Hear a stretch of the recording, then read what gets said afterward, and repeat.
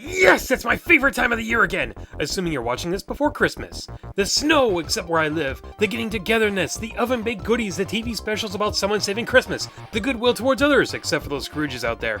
It's such a magical time of the year, and for this wonderful season, I wanted to finally make that list of my 10 favorite winterish levels in video games that has been in my head for over 2 years now.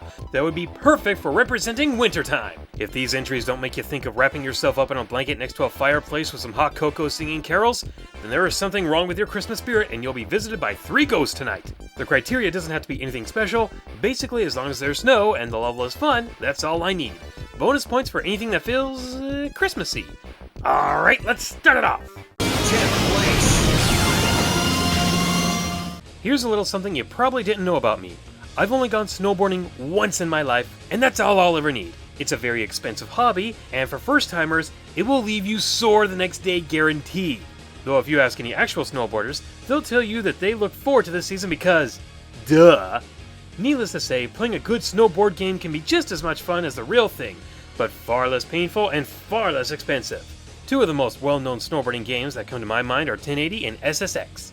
Both are nice in their own rights, but I'm gonna go down the path less traveled and put in a level from Snowboarding! First things first, I like this game more than the previous 2 games because it's like Mario Kart on snowboards. You know, the whole power-up thing. Initially, I was going to cheat and put the whole game on the list because the first 3 levels felt the same to me, then the later levels started to change things up, but the one that got on my good list was Disneyland!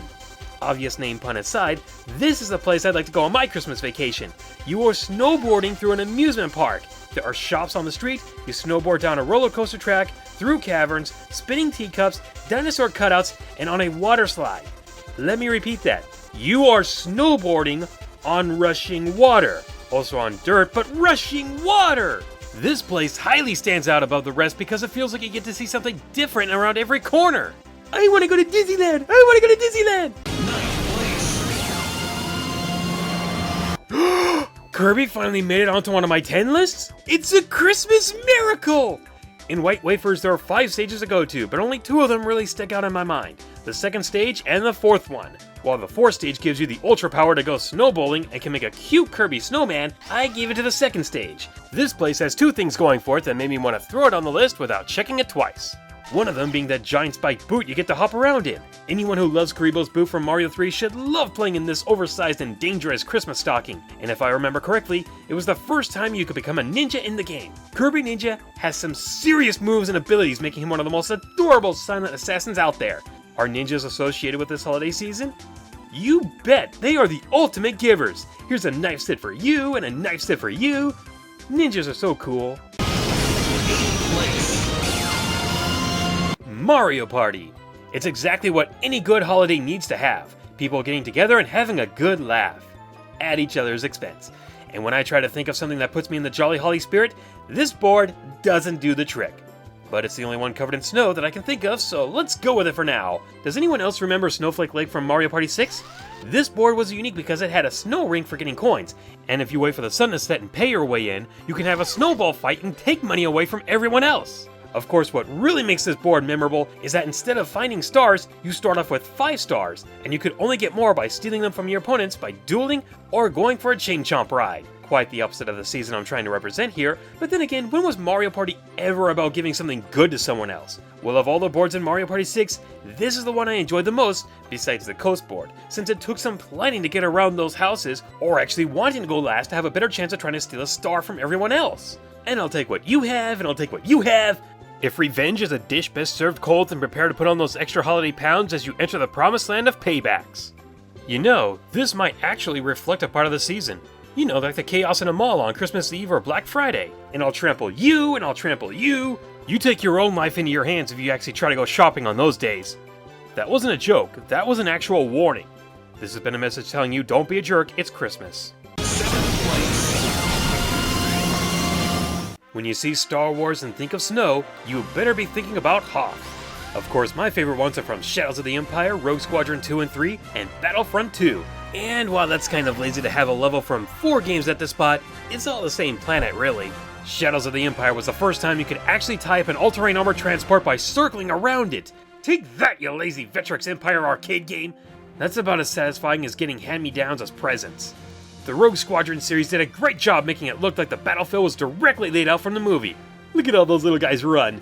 And in the third one, you could ride tauntauns and actually grapple up an AT-AT, cut a hole in the underside, and toss in a thermal detonator. I got you a present! It's the thought that counts, and my thoughts were, burn, baby, burn! And do I even need to talk about Battlefront 2? Since so many people love it, I guess I should chat about it, and let's be honest, how many people chose to be the Empire most of the time? I could take those AT-ATs for a snow ride, and Vader's gonna deck the halls with rebel scum! Fa la la la la la la la, force choke! The whole planet is nothing but one giant snow day, where instead of using snowballs and sleds, you use deadly lasers and animals that die in the cold. And if you want something to put you in the Christmas spirit, then think of wrapping presents while you're tying up an AT-AT. Don't forget the bow on top. It's the gift of freedom to the galaxy. 6th place. It's time for a Sonic entry, but which one is going here? Ice Cap Zone? Nah, I wasn't too impressed with it. Ice Cap Zone? It was okay. Ugh! No! I think I'll give ice-covered Windy Hill a miss. That's so much better! A place of snow and ice and using a bobsled at a fast pace with one of my favorite music tracks in the Sonic series was an easy pick for me to have on my list. Sure, the HD version is pretty, has whales, and yes, I do have the PS3 version now, but I still prefer the Wii version for its tighter controls and level designs that have that great Sonic flow to them. You start off going through some icy half-pipes and a bobsled to get some practice for the Winter Olympics, then for no good reason, giant icicles fall right out of the sky for no logic at all. And once you get inside the Frosty Mountains, which actually looks pretty even on the Wii, that's where the true run and jump platforming is located. Some of the most noticeable spots are the teeter-tottering field of ice, and the room is closing in! Hurry and get to the other! Oh, that's right, I'm fast. Of all the Sonic snow levels, this is the one covered in frost that I love to speedrun the most. And just like the holiday season, it seems to be over faster than you'd want it to. 5th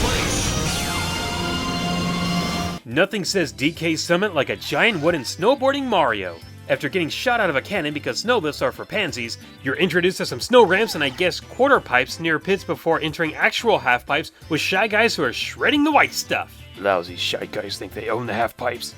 All the quarter to half pipes are designed so that it's better to hit them to avoid the falls and the heavy snow that can leave you in the cold.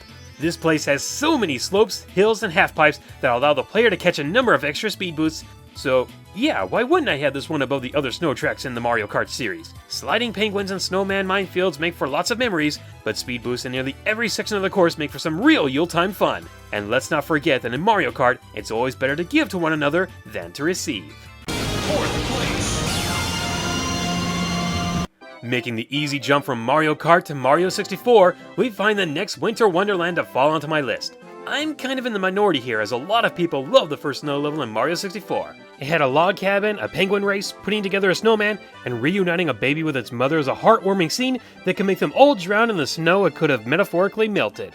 While I enjoy this place, I enjoy Snowman's Land even more! It feels a bit compacted and cramped compared to the previous one, but that doesn't mean I enjoy it any less. You've got this weird ice puzzle that's actually easier than it looks, a giant snowman who can blow you away unless you use the penguin as an umbrella in the blizzard to breeze out, a Grinch in the area you get to beat up, you can twirl around to the other side of the lake to get the Koopa shell, and do some snow surfing! Oh, and there's a small igloo that is surprisingly large on the inside. I guess if anything, this place just feels like a little playground covered in frozen water particles. Oh, and I get to beat up a bully while riding a Koopa shell. I think my entry has been justified. 3rd place. You know how Mario Kart normally has about one new snow course per game? Diddy Kong Racing made an entire area of the game based on snowy mountains, with each track starting off next to candy canes that hold out the starting banner of the race. While it would be easy for me to put the entire Snowflake Mountain on the list, the one that really stands above all the others like the largest present under a tree is Walrus Cove. Remember the days you could see Nintendo and Rare in the same game? Good times. Besides the one big thing this level is known for, just listen to the music for a few seconds.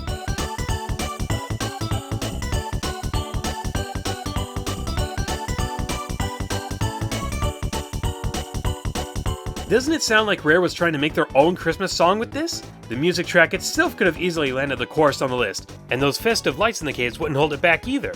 But players of the game remember this place for one other reason. Giant Ice Loop! Even though it's just a game, going into this always fills me with a great sense of thrill, in a similar way the Christmas season fills me with excitement. Perfect comparison right there. Oh, and one more thing. Screw the laws of nature! Frozen lakes are fun to bounce on! Whee! Second place. It seemed like there was an unwritten rule in the 90s. Whatever Nintendo could do, Rare could do better. Well, it felt like that to me anyways. And nowhere did I ever find this more present or argued than between Mario 64 and Banjo-Kazooie, and yeah, the second place spot is free ZZ Peak. I mean, wow, just wow! You've got ice crystals, an igloo, houses with chimneys you can't fit down, quite possibly the largest snowman I've ever seen, 2 bobsled races, and the music? Man, Grant Kirkhope really knew how to recycle tracks from Project Dream so they didn't go to waste. Did I forget to mention the Christmas tree? What other level on this list actually had a large Christmas tree near some gifts where you could learn the Big Ball move, which was really fun to use? Exactly! You said 0, right? And right next to that Christmas tree are the Twinklies who want to light up the tree, but these stupid Twinkly munchers like getting glass in their gums. And when I look at this place, the Christmas spirit really seems to shine like the star on top of a Christmas tree. Obvious decorations aside, it's about the spirit of giving. Woza gives you a Jiggy just for being a walrus, though he seems to dislike every other living being. Bogey gives you a puked up Jiggy that Kazooie still eats.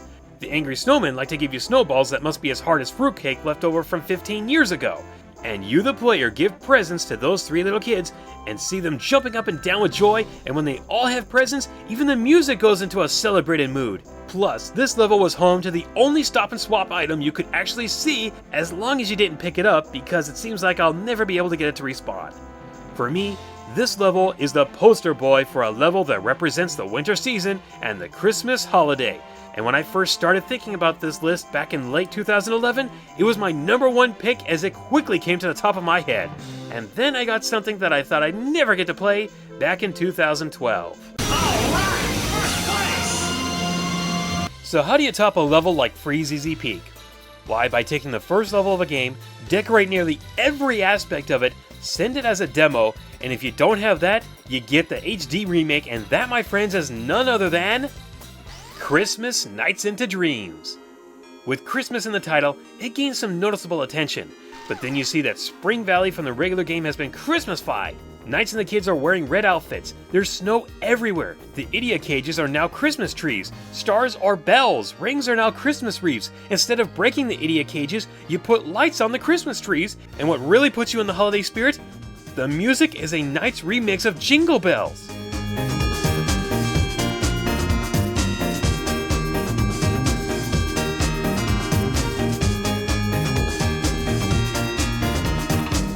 Admit it, you wanted to sing to that.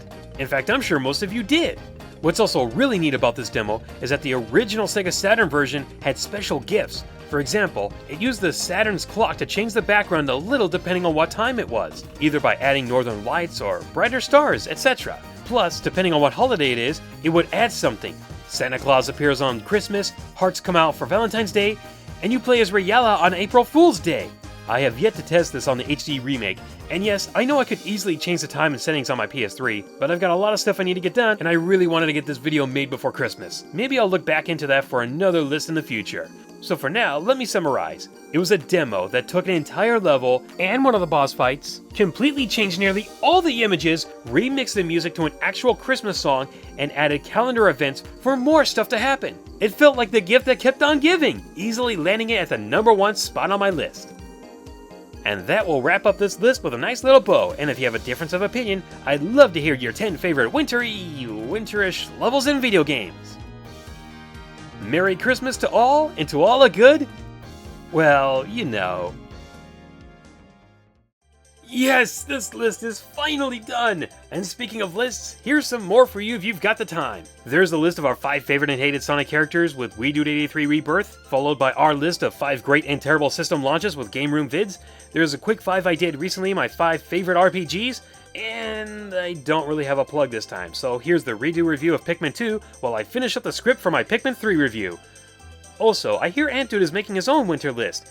Knowing him, I bet we'll have a couple of the same entries. Guess I'll have to watch it to find out.